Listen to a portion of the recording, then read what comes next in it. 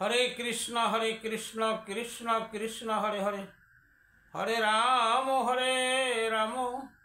राम राम हरे हरे। जय गुरुदेवर जय, जय गुरुदेवर जय, जय गुरुदेवर जय, जय राधा कृष्णर जय, जय पंचतत्वेर जय, जय गौर निताय सीतानाथेर जय, जय सकल सनातनीतेर जय। हरे कृष्ण। आजकेर आलोचनार विषय हইল যে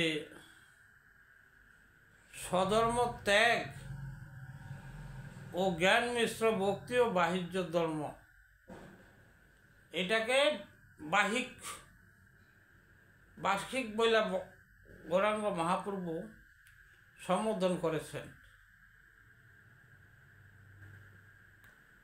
एटाओ এই যে স্বধর্ম ত্যাগ করলো বা জ্ঞানের মিশ্র যে ভক্তি, এই দুইটার জিনিসের কথা তাও বাহ্যিক বইলা সে সম্বোধন করছে। কারণ এখন আমি এই শ্লোকের মাধ্যমে আপনাদেরকে কাছে জানাইতেছি।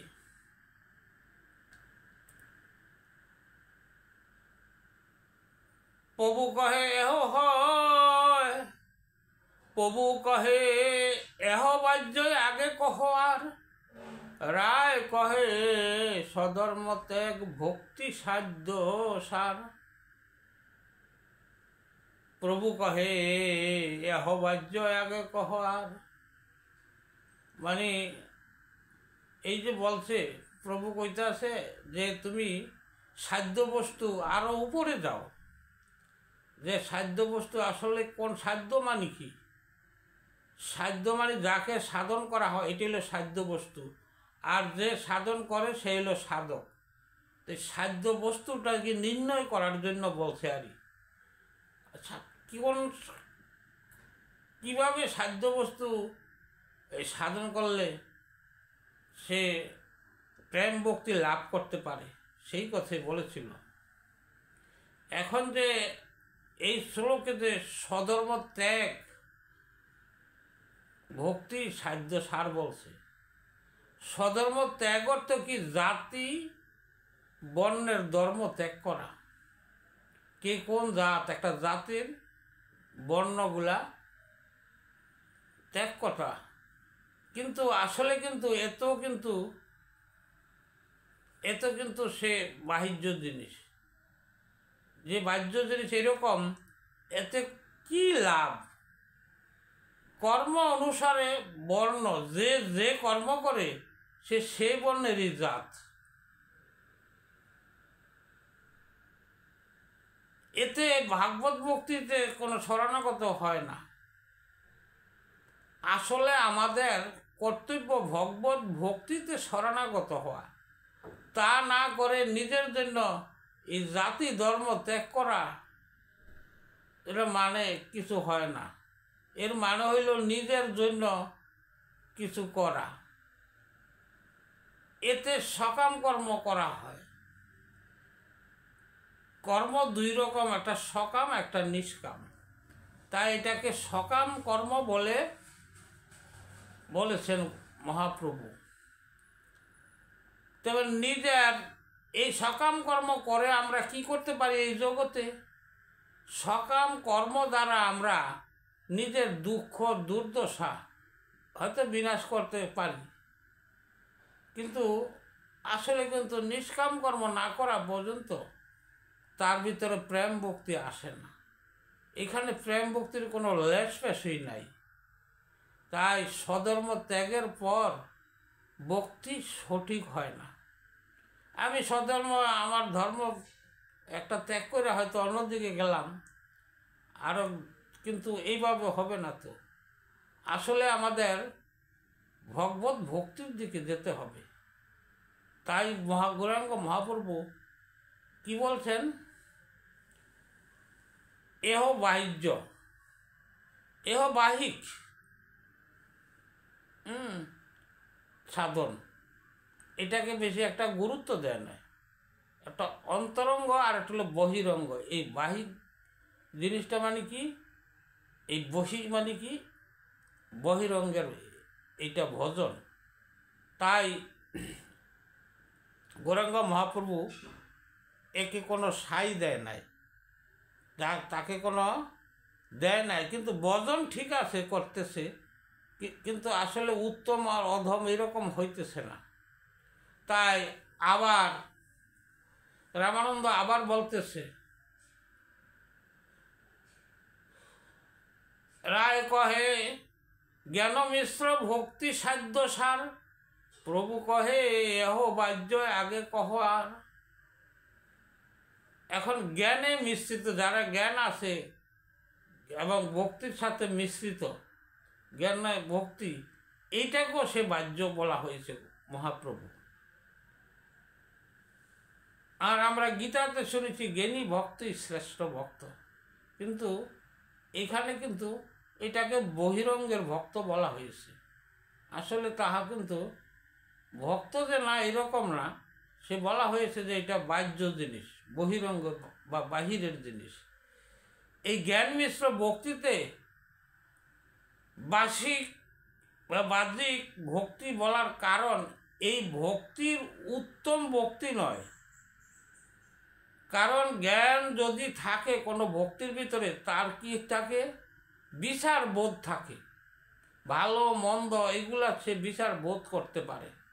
তার ভিতরে জ্ঞানের সাহায্যে কিন্তু বিচার আইসা পড়ে, জ্ঞানের দ্বারা ন্যায় অন্যায় বিচার করা হয়। আর ভক্তিতে অগ্রসর হতে পারেন না। যখনই সে ন্যায় অন্যায় বিচার করতে যাবে, তখন কিন্তু তার ভিতরে কোনো ভক্তি থাকবে না। যদি এই জগতে আমরা দেখতে আসি, যারা শাসন করে অথবা পরিচালনা করে, তাদের কিন্তু ন্যায় অন্যায় দেখতে হয়, তখন তাদের কিন্তু এত ভক্তি যদি ভাবে যায়, তাহলে তাদের কিন্তু কর্ম করা হয় না। কারণ তা সবাইকে মাফ করে দেওয়া যায় না, অন্যায় করলে তাকে কিন্তু শাস্তি দিতে হয়। তাই বলছে যে জ্ঞান মিশ্রিত যে ধর্ম আছে, এটাকে বাহিরের ধর্ম বলা হয়েছে। জ্ঞান মিশ্র ভক্তি বলতে বোঝায় যে জ্ঞানের দ্বারা ব্রহ্মকে জানা যায়। অর্থাৎ আমরা এই জ্ঞান মিশ্র জ্ঞানের দ্বারাতে আমরা কি করি, আমরা ভগবানকে জানতে পারি। এই যদি জানি, এই জানতে জানতে আমাদের কি হয়, তাতে জ্ঞানের মিশ্রিত ভক্তি জাগ্রত হয়। কিন্তু ভগবত তত্ত্ব অনুভব ছাড়া ভক্তি হইতে পারে না। আমরা যতই কিছু বলি, এই জ্ঞান দিয়ে কিন্তু সেই প্রেম ভক্তি আসে না। কারণ তত্ত্ববস্তু লাগবে। আসল তত্ত্ব কি, আত্মতত্ত্ব, তারপর হলো দেহতত্ত্ব, এই যে তত্ত্ব জিনিসটা এবং ভগবতীয় তত্ত্ব, এগুলো যদি না জানা পর্যন্ত কিন্তু কেউ কোনো দিন প্রেম ভক্তি লাভ করতে পারবে না। তাই জ্ঞানের মিশ্রিত ভক্তি জাগ্রত হয়, কিন্তু ঠিক আছে, কিন্তু কোনো প্রেম ভক্তি উদয় হয় না। কিন্তু ভগবত তত্ত্ব অনুভব ছাড়া ভক্তি হইতে কিছুতেই পারে না। যদি ভক্তিতে আসতে হয়, ভগবত তত্ত্ব তার জানা প্রয়োজন আছে। এভাবে অনেক ভক্তি অনেক রকমই আছে, কিন্তু প্রকৃত ভক্তি উদয় হবে কখন, যখনে ভগবত তত্ত্ব ভক্তি তার হৃদয়ে যখন প্রবেশ করবে। এখন কথা হলো, জ্ঞান মিশ্র ভক্তিতে প্রেম ভক্তির উদয় হয় না। যাকে ভক্তি করব তার প্রতি প্রেম ভালোবাসা শ্রদ্ধা না থাকলে ওই ভক্তির কোনো গভীরতা নাই।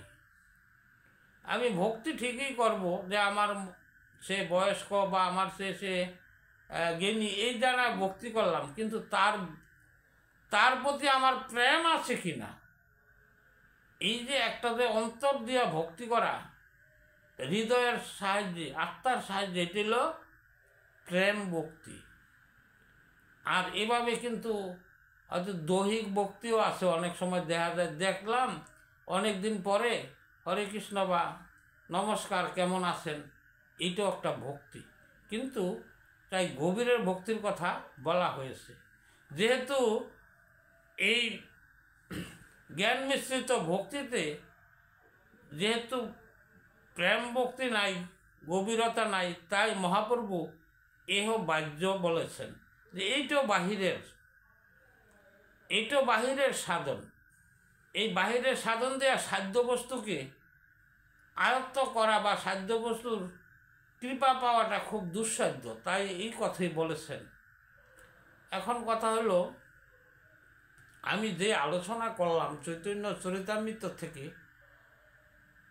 এতে যদি কোনো ভুল ত্রুটি হয় আমাকে ক্ষমা দৃষ্টিতে দেখবেন।